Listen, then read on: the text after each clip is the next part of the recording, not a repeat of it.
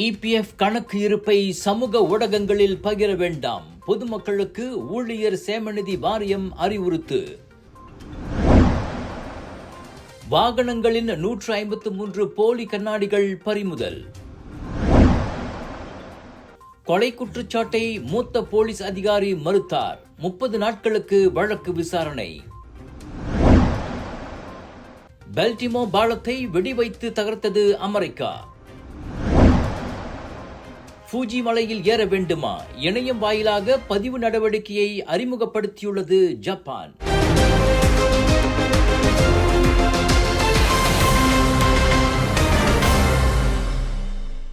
EPF எனப்படும் ஊழியர் சேமநிதி கணக்கு இருப்பு அல்லது விபரங்களின் ஸ்கிரீன்ஷாட்களை சமூக ஊடகங்களில் பதிவேற்றம் செய்யவோ பகிரவோ வேண்டாம் என பொதுமக்களுக்கு நினைவூட்டப்பட்டுள்ளது. அதுபோன்ற செயல்கள் இழப்புக்கு வழிவகுக்கலாம், மோசடி நடவடிக்கைகளுக்கு இட்டுச் செல்லலாம் என தனது இன்ஸ்டாகிராம் பதிவு வாயிலாக இபிஎஃப் எச்சரித்துள்ளது. உங்களின் நடவடிக்கைகளை மோசடிக்காரர்கள் பார்த்து கொண்டிருக்கிறார்கள், வழியே சென்று சிக்கிக் கொள்ளாதீர்கள், கவனமாக இருங்கள் என அந்த பதிவில் குறிப்பிடப்பட்டுள்ளது. அண்மையில் அரசாங்கம் அறிவித்த இபிஎஃப் கணக்கு ஒருங்கிணைப்பு திட்டத்தை அடுத்து அதன் சந்தாதாரர்கள் சிலர் தங்களது கணக்கு விவரங்களை சமூக ஊடகங்களில் பகிர்ந்து வருகின்றனர். குறிப்பாக அதிக சேமிப்பை கொண்டுள்ள சிலர் அது தொடர்பான ஸ்கிரீன்ஷாட்டுகளை பகிர்ந்து வருவது தெரிய வந்துள்ளது. அதில் குறிப்பாக 5 லட்சம் ரிங்கிட் சேமிப்பை குறிக்கும் ஸ்கிரீன்ஷாட்டை எக்ஸ் சமூக ஊடக பயனர் ஒருவர் பதிவேற்றம் செய்துள்ளது பலரது கவனத்தை ஈர்த்துள்ளது குறிப்பிடத்தக்கது.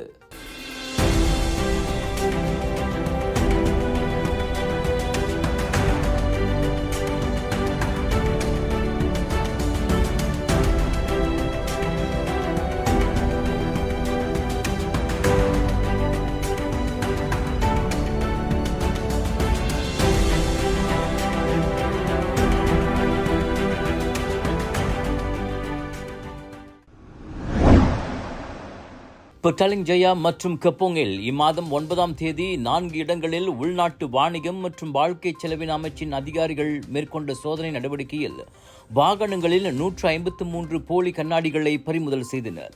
புத்ராஜயா, ஸ்லாங்கூர் மற்றும் கோலாலம்பூரைச் சேர்ந்த அமலாக்க அதிகாரிகளை கொண்ட ஒரு குழுவினர் தலைமையில் இந்த நடவடிக்கை மேற்கொள்ளப்பட்டதாக அமலாக்க தலைமை இயக்குநர் டத்தோ அஸ்மான் ஆடாம் தெரிவித்தார்.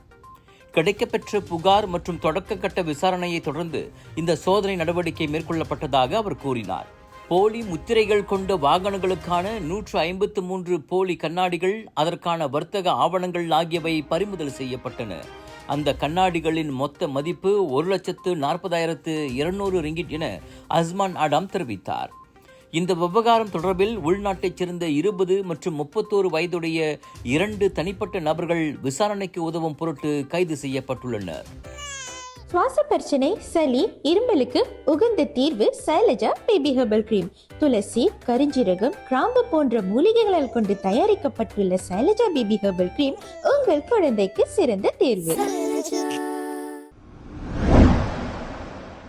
5ஆம் படிவம் மாணவன் ஒருவனை கொலை செய்ததாக குற்றச்சாட்டை எதிர்நோக்கியிருக்கும் போலீஸ் துணை சூப்பரிண்டென்டென்ட் மீதான வழக்கு விசாரணை எதிர்வரும் நவம்பர் 4ஆம் தேதி தொடங்கி 30 நாட்கள் நடைபெறும் என ஈப்போ உயர் நீதிமன்றம் இன்று நிர்ணயித்துள்ளது.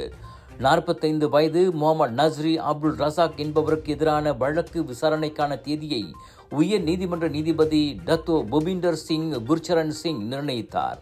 இதற்கு முன்னதாக நீதிபதி புபிந்தர் சிங் முன்னிலையில் குற்றச்சாட்டு வாசிக்கப்பட்ட போது கிட்டா போலீஸ் தலைமையகத்தில் பணியாற்றி வந்தவருமான முகமது நஸ்ரி குற்றச்சாட்டை மறுத்தார்.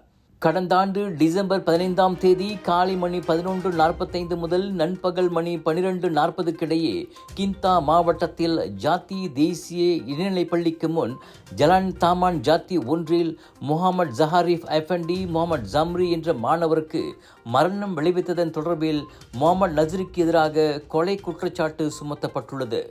குற்றவாளி என நிரூபிக்கப்பட்டால் மரண தண்டனை அல்லது 40 ஆண்டுகள் வரை சிறை மற்றும் 12க்கும் குறைவான பிரம்படி ஆகியவை வழங்கப்படும். குற்றவியல் சட்டத்தின் 302வது விதியின் கீழ் முகமது நஸ்ரி குற்றச்சாட்டை எதிர்நோக்கியுள்ளார். இந்தியாவுக்கான 1 மாதம், 1 வருடம் மற்றும் 5 வருடத்திற்கான இ-விசா வேண்டுமா? இதனை எளிதான மற்றும் விரைவான சேவையில் பெற உடனே அணுகுங்கள். 'Zenith Travel and Tours'. 2023 ஆம் ஆண்டின் 1 மாதம் 1 வருடம் மற்றும் 5 வருடத்திற்கான இ-விசா வேண்டுமா? இதனை எளிதான மற்றும் விரைவான சேவையில் பெற உடனே அணுகுங்கள். 'Zenith Travel and Tours'. America Washington Baltimore நகரில் இடிந்து விழுந்த பாலத்தின் ஒரு பகுதியை நிபுணர்கள் வெடிவைத்து தகர்த்தனர். உள்நாட்டு நேரப்படி நேற்று மாலை மணி 5 வாக்கில் அந்த பாலம் வெடிவைத்து தகர்க்கப்பட்டது. அப்பாலத்தின் ஒரு பகுதி இடிந்து கடலில் விழுந்த வேளை அதனால் மோசமான புகைமூட்டம் ஏற்பட்டது. அதன் மூலம் அப்பாலத்தில் சிக்கிக் கொண்டிருந்த 300 மீட்டர் நீளம் கொண்ட டாலி எனும் சரக்கு கப்பலை அதிகாரிகள் விடுவித்துள்ளனர். கடந்த மார்ச் மாதம் பெல்டிமோ பாலத்தை கடந்து செல்ல முற்பட்ட டாலி சரக்கு கப்பல் அதனை மோதி விபத்துக்குள்ளாகி சிக்கிக் கொண்டது. அதனால் கடந்த 6 வாரங்களுக்கும் மேலாக பெல்டிமோ துறைமுகத்திற்கு செல்வதற்கான அனைத்து பாதைகளும் தடைப்பட்டிருந்தன. அமெரிக்காவிலுள்ள மிகப்பெரிய துறைமுகங்களில் இந்த பெல்டிமோ துறைமுகமும் ஒன்றாகும். இந்த பிரபல துறைமுகத்திற்கு செல்லும் பாலத்தை சரக்கு கப்பல் மோதி விபத்துக்குள்ளான சம்பவத்தில் 6 கட்டுமான பணியாளர்கள் உயிரிழந்தனர்.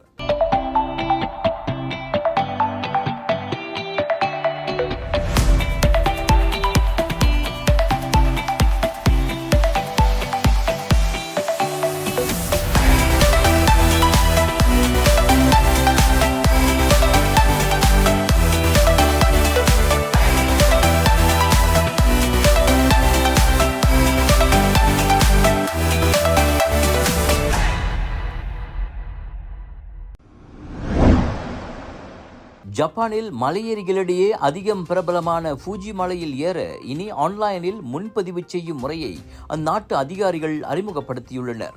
பிரசித்தி பெற்ற அந்த எரிமலை சுற்றுலா தளத்தில் அதிகரித்து வரும் சுற்றுலா நடவடிக்கைகளை கட்டுப்படுத்த ஏதுவாக அந்நடவடிக்கை எடுக்கப்பட்டுள்ளதாக கூறப்படுகிறது.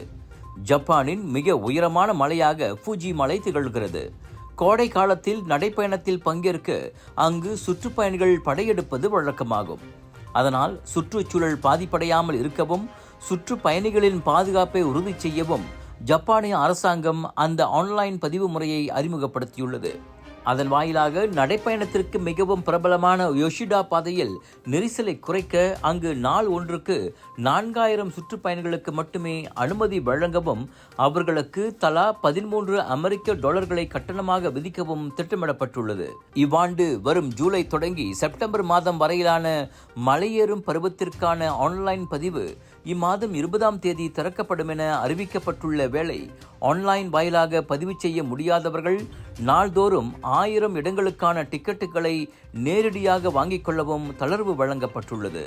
2ஆம் முறையாக நடைபெறுகிறது பேசிஸ் பே நிறுவனத்தின் சரஸ்வதி இங்கிலீஷ் சேலஞ்ச்.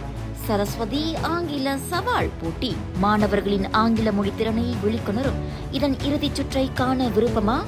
எதிர்வரும் மே 26ஆம் தேதி மாலை 7 மணிக்கு யூடியூப் நேரலை வழி காண தவறாதீர்கள்.